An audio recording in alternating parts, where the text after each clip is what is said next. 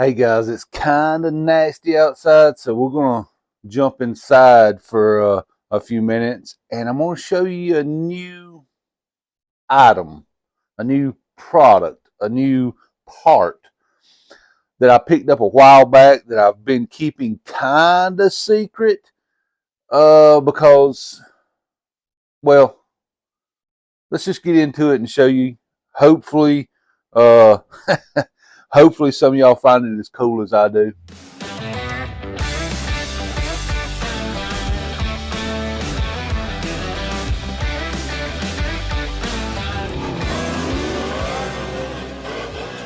I'd say it's a nut job.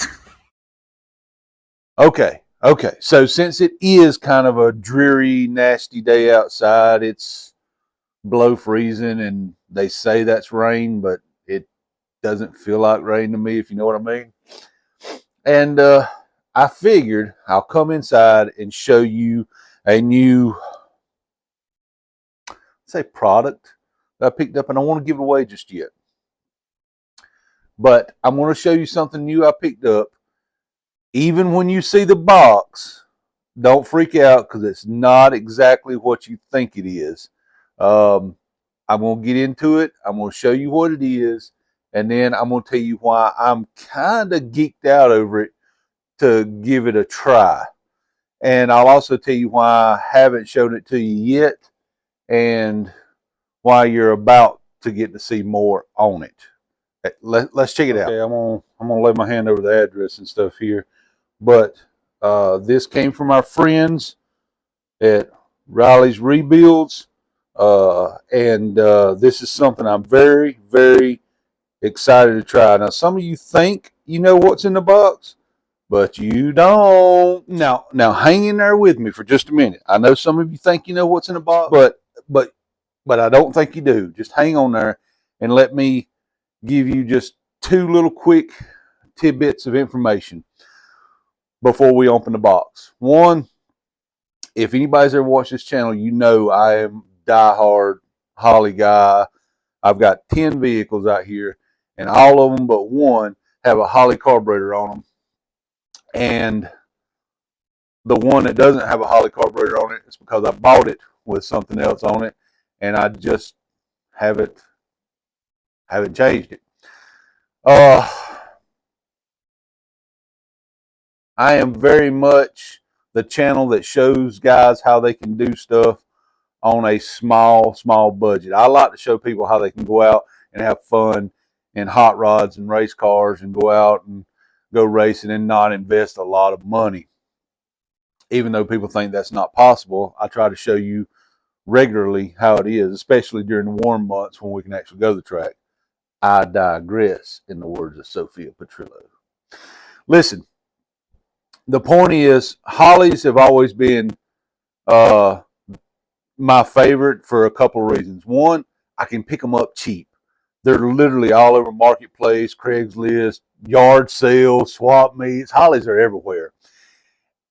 And because they're everywhere, everybody's got some extra jets laying around or extra squirters or whatever.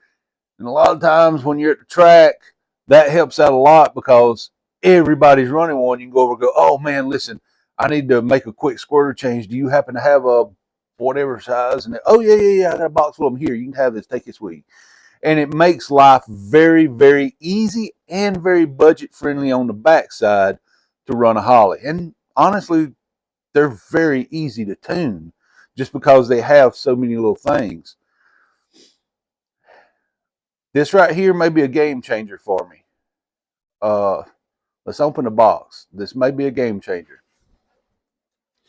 This is the new Edelbrock carburetor that they released at SEMA in, I think it was 2021. I think they hit the market in late 2022, maybe. So basically, they were out last year is when they really hit the market hard and came out. This one came from our friends at Riley's Rebuilds. As I said, I'll actually try, I'm not very tech savvy, I'll try to link a dyno video where they dyno tested this back to back with a Holley that's on their race engine. I will get into more detail as we pull it out of the box and look at it. They dyno tested this back to back with a Holley that they had on their race engine. It's a big cubic inch Dodge engine. It escapes me. I think it's over 500 cubic inches, I think. Out of the box, without touching a thing, just literally plop out, plop on top of their motor, out of the box. I think it made, if not the exact same number, a fraction better than the Holley did right out of the box. And they'd been working on that Holley for a long time. I'll put a link to I'll try to put a link to the video. I may have to put it in the description because I'm not tech savvy enough to put it up here like a lot of people do. They made one jet change and I think an air bleed change, and it blew the Holley out of the water. It made a significant amount of horsepower and torque gain. And then after getting it here, talking to them and getting it here, I can understand why. Let's get it out of the box and look at it. Okay, so I'm going to try to walk through and talk about some of the features here, and I'm going to start with probably the most simple things that would easily get overlooked if you wasn't looking for them or wasn't paying attention, because it's just the tiny details.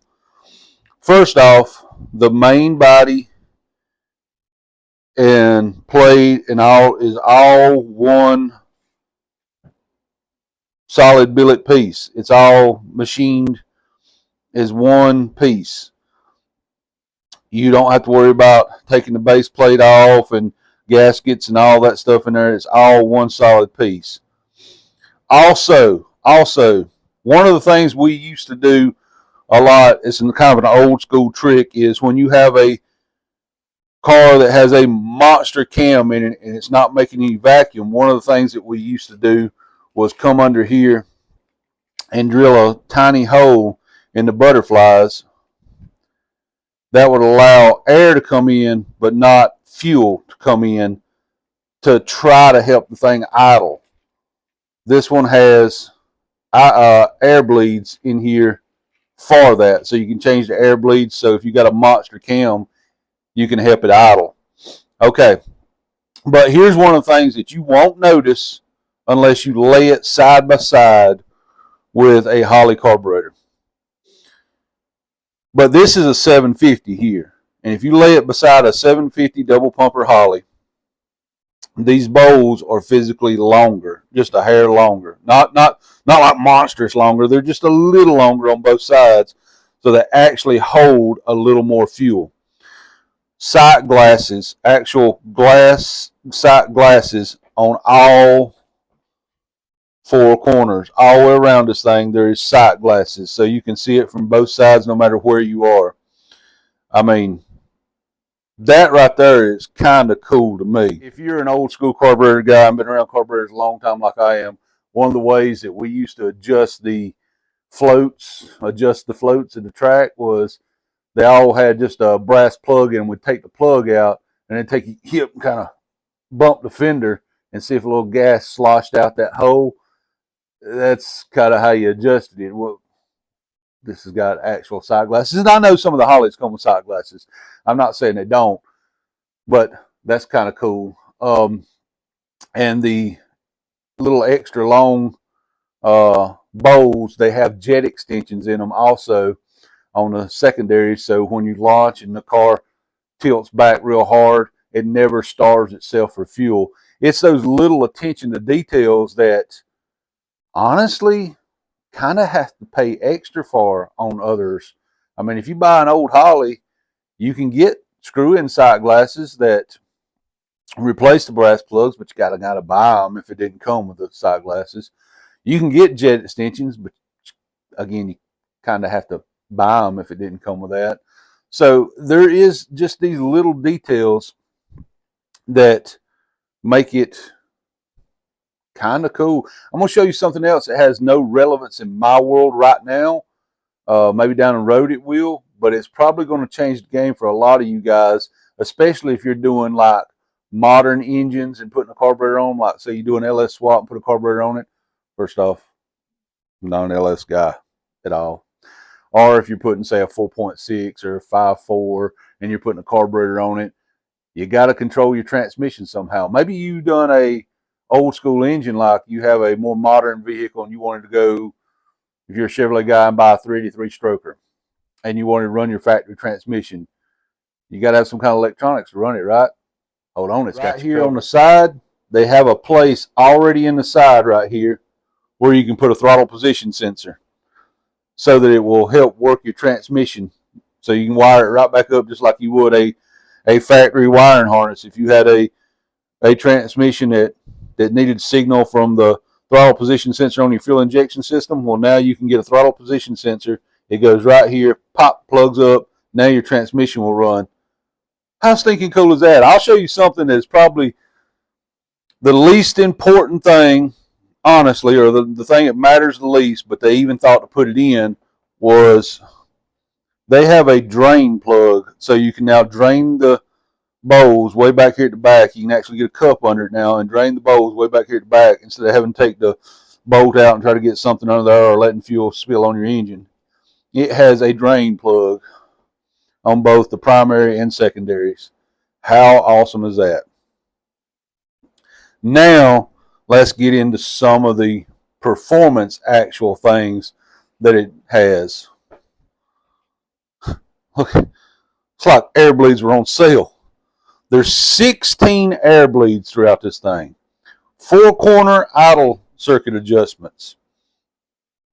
It has, I'm going to screw up and say it wrong, annular boosters in here instead of the old dog legs. This has 12, I think it was 12. It's 12 or 16 little tiny holes here, so it atomizes the fuel as it comes through. That's something you can upgrade to on other carburetors, but this one is right out of the box with it. Ironically enough, these are screwed in, so you can actually change these to different sizes if you want to. I don't know why you would need to, but some people do. You can actually change these. Doesn't require any specialty equipment. It is set up so you can run your fuel line on either side. Of course, mine will run passenger side like always, but it's set up so you can run it on either side. It has pretty much infinite adjustability because you have air bleeds for low, middle, and high throttle, so you can adjust that low throttle, cruise, park throttle, that transition. It has an air bleed for that, and wide open throttle air bleeds for that. It actually has 2 sets of air bleeds for wide open throttle, so you can kind of tune the low wide open throttle and the high wide open throttle. As I mentioned, air bleeds for if you have a hog ass cam in there and it doesn't want to idle, it's in there. This thing is really, really, really tricked out. It has a lot of things on it that old school carburetor guys we used to kind of fudge and make, and now this thing just kind of has them all. It's almost like they sat around and watched the hot rodding community and said, what are they doing to modify their carburetors? And let's offer that to them out of the box. But here is something that no other carburetor offers that I know of. Now, maybe there is, and I just have not seen it. So don't beat me up over this. I'll say no other carburetor I have seen personally offers. This thing is, of course, we all talk about the 4150 because that's what most everybody runs, unless you get really big, and then, of course, you go to a Dominator. Well, when you go Dominator, you have to have, it's a different flange pattern and all that. This is drilled for the Dominator and the 4150 style intakes. They literally tried to set this up so it's the only carburetor you would ever need. Here's another cool little tidbit. They really do have in mind, I think, they're really gearing toward the actual hot rodders and not just a carburetor market like some other carburetors are. Not only is it infinite adjustable, not only is it loaded with all the little detail and tricks that old school carburetor guys like me, we used to do to them, just like I was talking about earlier, drilling a little pinhole in the butterflies if you got a hog cam to make it idle so it can get a little more air and all that. They've taken care of all that with air bleeds. Not only have they, honestly, it looks like they've sat back and watched what us old school carburetor guys do to make our carburetors work, and they just threw it all into it at once. Not only have they done all that to make it one carburetor that works for everything with dual flange patterns, all of it is a standard thread stuff too, so you can use the same Holley jet kit you had, the same Holley air bleed kit you had.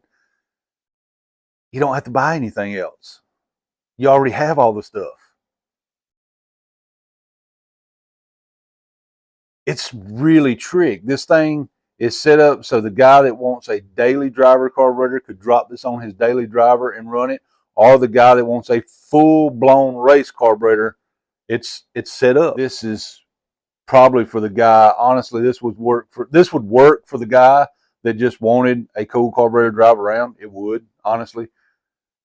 It would be better suited for the guy that wanted a great performance carburetor so he could drive it on the street and go play on the weekend.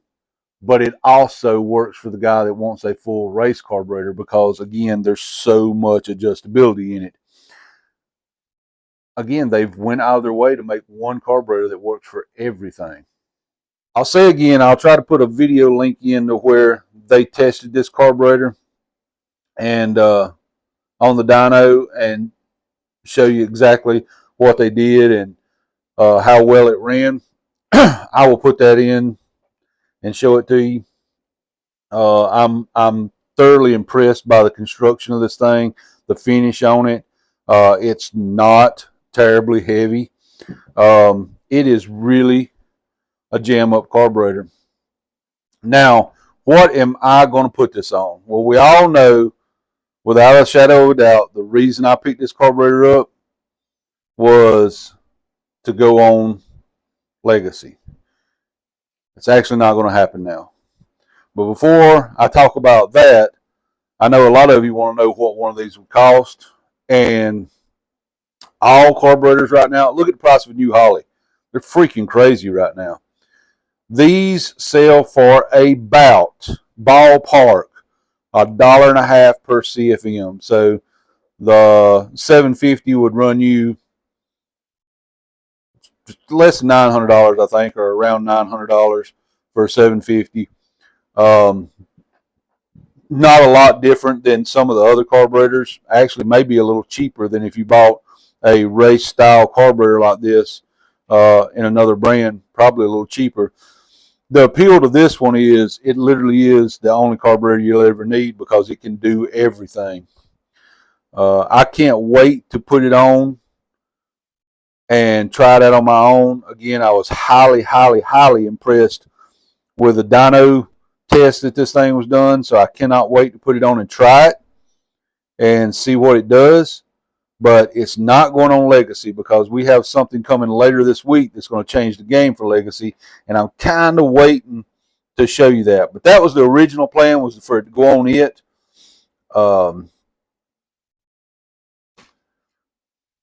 Plans changed, and now I've got another project that this is going on, one that I think will be better suited for a good all-around test of what this thing can do, an actual street car, and see what it'll do.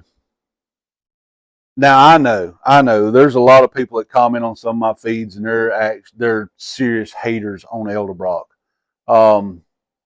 And I've never really been an Edelbrock guy. I never really fooled with them. To me, they were a little cumbersome to try to dial in a tune. And I know there's Edelbrock guys out there that can whisper them things. Riley's Rebuild is one of them. They can just whisper at these things and they run like a charm. And I understand that. But for me, as the typical blue collar kind of hot rodder, they were a little difficult for me. Hollies were always simple. You know, I'm a caveman. Me too, Holly. Boom, boom. Me too, Holly. And it worked. You know, I think a real test would be to drive this thing around town. It don't have to be long enough so we can vary speeds, you know, cruise at 55, go down through town and cruise at 35, and go around some back roads and do some curves. Maybe 15, 20-minute drive, come home, let the engine cool off, swap them out, and go do the same thing. Of course, we'll do a drive through town at variable speeds, cruise, we'll do some curves, and then we'll take the draggy and we'll make a 60-foot pool. And if we've got a clear enough space, maybe we'll do a 1/8 mile, maybe we'll do a 100-foot pool, whatever we got space to do. But whatever we do for the first one, we're going to come back and replicate as close as humanly possible the same street testing for the Elderbrock and give you the information. I'm going to try to keep some of my opinions out and say, look, here's the information. Do with this information what you want. It did this or it didn't do this. And then you can make your own judgments. I mean, it's very possible that this may be a game changer for everybody. And it's very possible that it may be overhyped. Let's find out together. I'm going to be as real as I can be with you and give you the real information of what this thing is. So hang in there, guys. Next week, there'll be a video out on us testing this thing. Until then, I hope the Lord blesses you more today than he did yesterday. Thank you for watching. Thank you to those who subscribe. It really does help. I really thankful for each and every one of you. If you have not subscribed, please do. Hit that like button. Drop a comment if you'd like. Share these videos. And we will see you on the next one.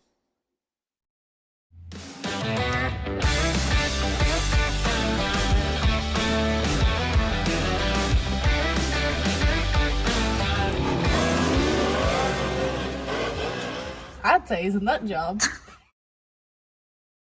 Now a special treat for those of you who decided to hang around for a few more minutes. This is what's going on in the Galaxy, and this is why that carburetor won't actually work on the Galaxy now. Stay tuned for a video coming real soon on exactly what this is.